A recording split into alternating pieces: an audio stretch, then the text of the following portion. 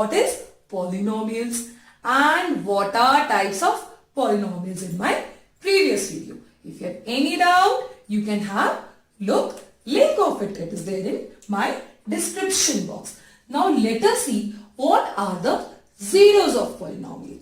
Before zeros of polynomial, let us see how we denote my polynomials also. We denote polynomials as px, gx, qx. X means my expression has variable x, and px means we have few terms which are making polynomial. Now what is zero of polynomial? I have a polynomial px is equal to 4x plus 7. This polynomial can take many values. When x is equal to 0, p0 is 7. Why I am writing 0 here? Because I have put value of x as 0 in this expression. When my x is equal to 1, p1 is 1 into 4 plus 7, that is 11. Same way it will continue when x is equal to 2. p2 is 2 into 4 plus 7 is equal to 15. So my px can take many values according to value of this x. But I want that particular value of x where entire expression becomes 0. That particular value of x is called nothing but zero of polynomial only. I am repeating. As name suggests, I want that particular value of x when your entire expression, entire polynomial becomes 0, and that particular value is called nothing but zero of polynomial only. Let's have look into details. If I solve it, I will get 4x is equal to minus 7. X is equal to minus 7 by 4. If I will put x as minus 7 by 4, my expression will become 0. So 0 of this expression 4x plus 7 is minus 7 by 4. And we also call zeros as roots of the equation and solution of the equation. What is equation? When I am equating my polynomial to some quantity. Here I am saying 0 because I want 0 polynomial. So I will see for what particular value of x this whole thing will become 0. So zeros are also called as roots of the equation. And we can also call them as solution of the equation. So if I am using any of the three terms, zeros, roots, solution, we mean one and the same thing. Those values for which expression will become 0 are also called roots, are also called solution, are also called zeros. How to find zeros? What we do, as we have seen here, I will equate my entire expression into 0, and I will then find for which particular values of x my expression is becoming 0.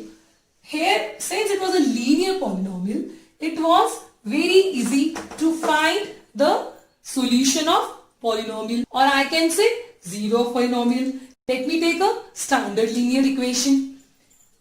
Ax plus b is equal to 0. This is my standard linear polynomial. Here ax is equal to minus b and x is equal to minus b by a. So always for a linear equation, this will be my 0. Clearly I will be having only one 0.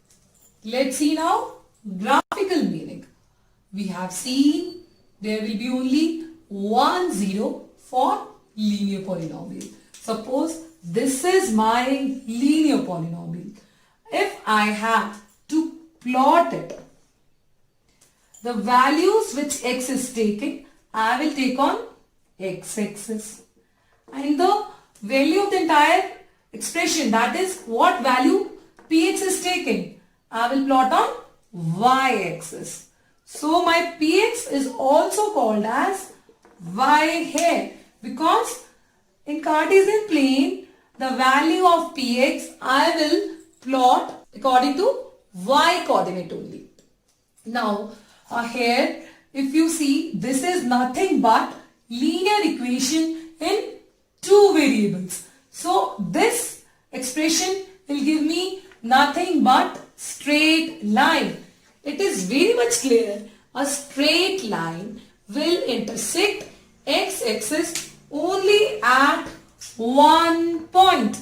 It is not possible for a straight line to intersect x-axis on multiple points. Why I am saying it should intersect x-axis? Because I want my y to be 0. This thing should become 0. And my y is 0 only on x-axis. So whenever your y is becoming 0, that particular value of x is nothing but solution of this expression. It is very much clear here that I will be having only one solution, 1, 0, 1 root for a linear equation in two variables. We have seen 0 of expression 4x plus 7 equal to 0 is nothing but minus 7 by 4. Same way, when I took standard linear expression, we saw that 0 of this particular expression is nothing but minus b by a. Let's verify whether this particular value of x is giving me zeros or not. If I put the value of x as minus 7 by 4, I will get 4 into minus 7 by 4 plus 7. My 4 gets cut and I am left with minus 7 plus 7, and hence I am getting 0. So we have verified also that minus 7 by 4 is 0 of this expression. Same way I can verify here also. If I put against x minus b by a, in the similar way my a gets cut and I am getting minus b plus b and I am getting 0. So you can always verify your zeros by putting the value of x which you have got as a 0 after putting it in expression. If you are getting 0 for expression, then only you have got the correct answer. If you are not getting value of expression as 0, it means you have done some silly mistake, some calculation error. Tell me one more thing. How many zeros are possible for a linear polynomial? We have seen maximum number possible is 1. But it is also possible that there is no 0 for a linear polynomial. It is not necessary that your linear polynomial will always have a 0.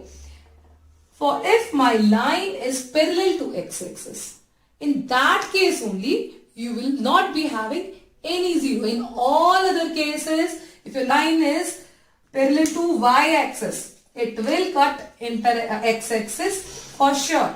So in all other cases, you will have zeros. If your line is parallel to x-axis, you won't be having 0. Tell me if you have any doubts here.